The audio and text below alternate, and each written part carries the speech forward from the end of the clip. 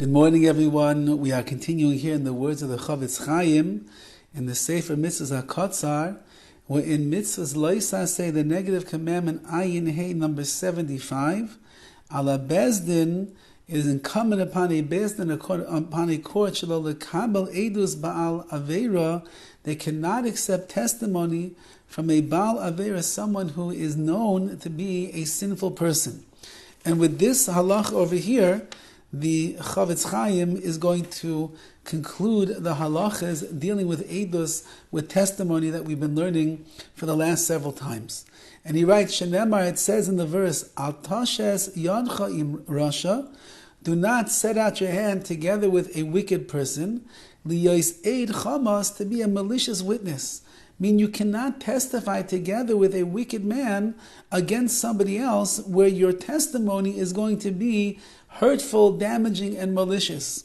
The aid kosher, when you have an aid kosher, you have a witness who is a certified, verifiable kosher witness. He knows that the other witness that's with him is a rush, is a wicked person.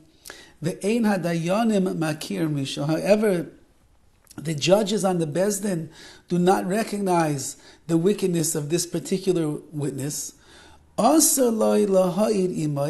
Nevertheless, you, the kosher witness, are not allowed to testify together with him, even if you and him are both saying the truth. So even though that he's a wicked man, but he came to the courts and he has a little bit of a little bit of fear, and he's trembling there as the judges are looking at him, and they're asking him all of these questions to see if he is Neman, if you can believe his testimony or not. And he ends up saying the truth.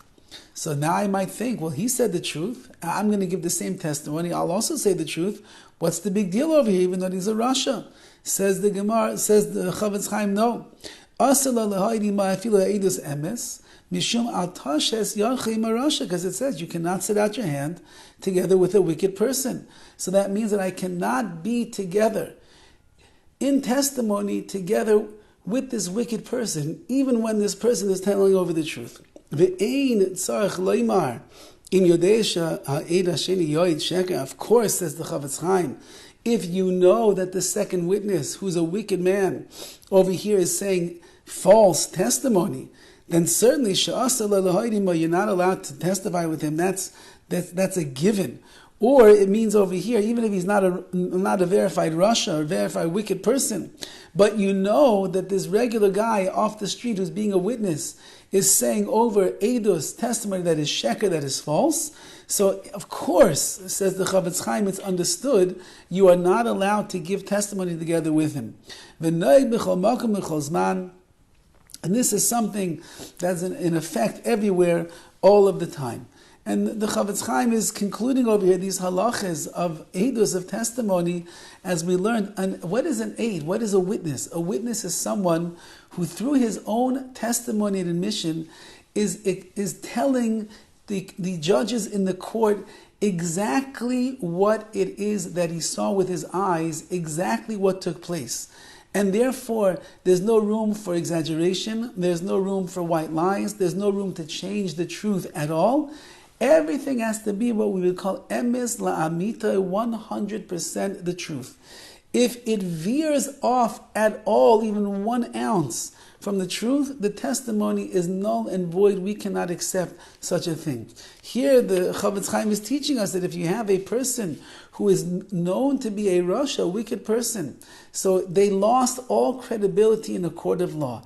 Even if they would be coming along and saying the emes, the truth, they already lost their believability, and therefore we don't accept what they say. And as a kosher witness, I'm not going to be allowed to come along with them and testify. So when it comes to the world of edus, of testimony, how careful we have to be to make sure that we ourselves are worthy of giving over the edus that is proper, and we have to make sure that we're not together with anyone who is in the world of sheker, the world of falsehood. Otherwise, the testimony altogether is null and void. Have a wonderful day.